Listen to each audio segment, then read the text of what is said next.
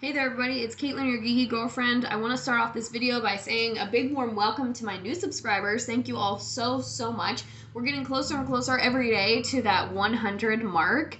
And so thank you all so much for being here. If you are new to the channel, I'm Caitlin, and this channel has a little bit of everything, and it might have something that you didn't even know that you wanted to watch, but it's there for you. I do a lot. Anytime I go to an amusement park for the first time, I do a tour and ride review videos because I love stuff like that. I also do a ton of book reviews, which is what this video is going to be. Movie reviews,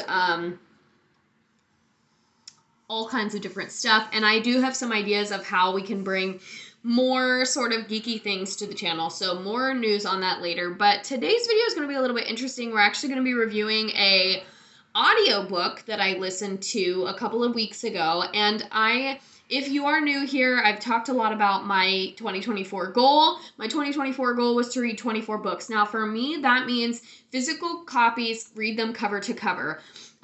So I am not counting the audiobook in my total of books, only because for me, it just, I don't know, I feel like it's easier to get through an audiobook because you're just listening to it.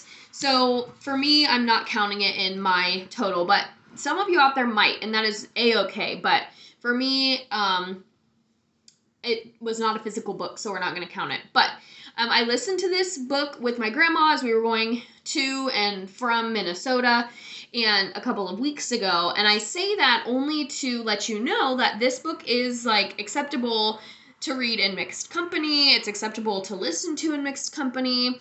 So let's get right into it. I'm going to be talking about The Summer She Went Missing by Chelsea Ichaso. And I did not know upon reading the description that it was a young adult novel. However, just in the first few pages, it was very evident that it was supposed to be a young adult novel. All of the characters are in high school.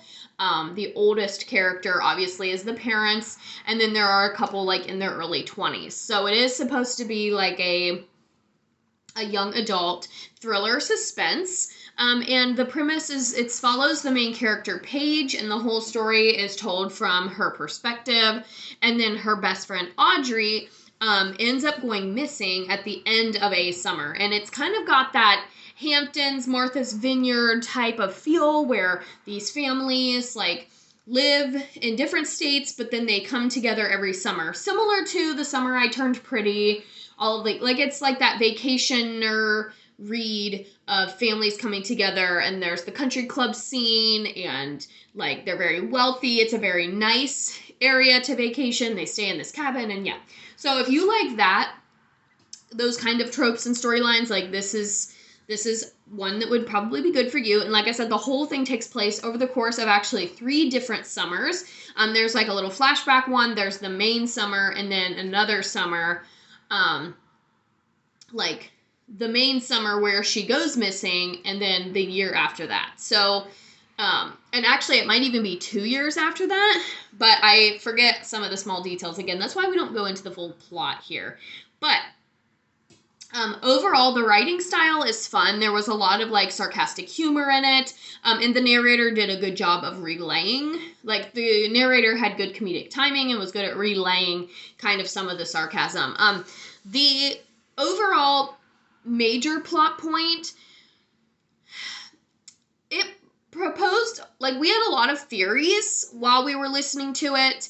I don't know if either one of us correctly predicted it, but we kind of had an inkling. I had a suspicion, but I wasn't 100% correct in that suspicion. So I said in the beginning of this video, it is a young adult thriller suspense, and one of the main characters goes missing. So naturally, you've got kind of the good girl's guide to murder, sort of true crime. They're trying to piece all the, they're finding evidence on their own. They're trying to piece it all together. They're going to these remote locations trying to find Audrey, and they're trying to kind of gather up all the pieces because the cops have just sort of let it go and aren't really going to do anything. And then there's another side character, Madison Blake, and she has her own storyline, and then there's this underlying perspective that's being told throughout the whole story from the girl, so it's a mystery in that regard. So there's just a lot of pieces and parts kind of playing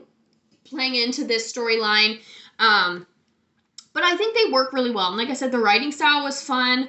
I feel overall on Goodreads, I did give it a 3. Like I said, I really like the writing style, and I really like some of the characters. Like, there was pretty strong character development across the board, but the actual, like, suspense of the novel was quelched a little bit in the fact that I was listening to it. I feel like if I would have been reading it, I would have been a lot more, like, engrossed in what was happening, and I would have been trying to read to the end as fast as possible. When I was listening to it, it was a lot more clear what was going to happen, and there wasn't that element of suspense. So I think if I would have read it, I would have rated this book a little bit higher.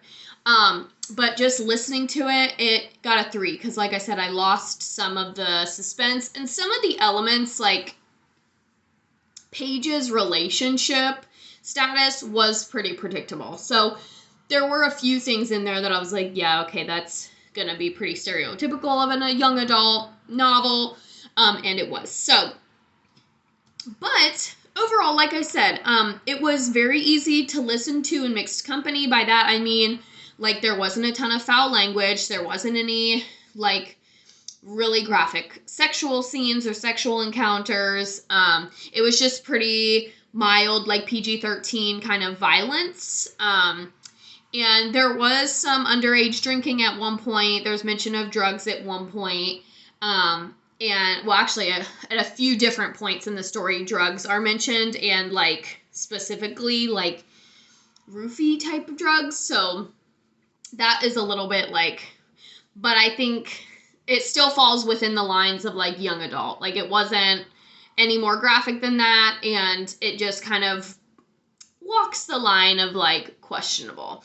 But overall, like I said, the language was fine. It had a humor to it, so we were, like, chuckling and laughing, and there wasn't anything that, like, you would be uncomfortable to listen to with your grandma. So, overall, and I think this is, I don't know how many other books Chelsea Ichaso has written. Her name is really hard to say for some reason. But I would read something else of hers if she had another novel that was in this same genre or had this same kind of feel. And yeah, so I think that's all I really have to say. Overall, here on the YouTube channel, I do like to rate them out of a 10, and I would say this one probably gets a 5 to a 6. My grandma did rate the book a 4 out of 5 stars when I asked her, so she rated it a little bit higher than I did. But for me, the suspense factor was just quelched too much in listening to it. It was just kind of more predictable what was going to happen.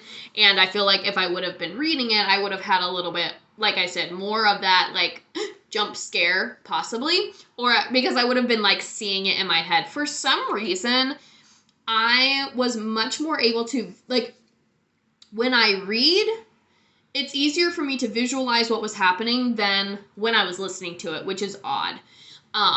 I think it's just because when I was listening to it, there was, like, the traffic distractions, and I couldn't really, like, when I read, I just kind of zone in, and I had a hard time, like, visualizing what I thought the characters looked like, like, up until the very end. Like, at the end, in the climactic scenes, I was able to do it a little bit better, but in the beginning, when it was, I don't know, it was just weird visually for me. Like, I couldn't quite get to the point of visualizing this novel, but I feel like if I would have read it, I would have done so. And again, I'll just repeat that had I read it in physical media, I probably would have rated it a little bit higher. But that's my review. I think it's a great young adult thriller, and if you're new to the thriller genre, then this would be a good one to start with. It's kind of a way to dip your toe in and see if you want to go more graphic or go more suspenseful.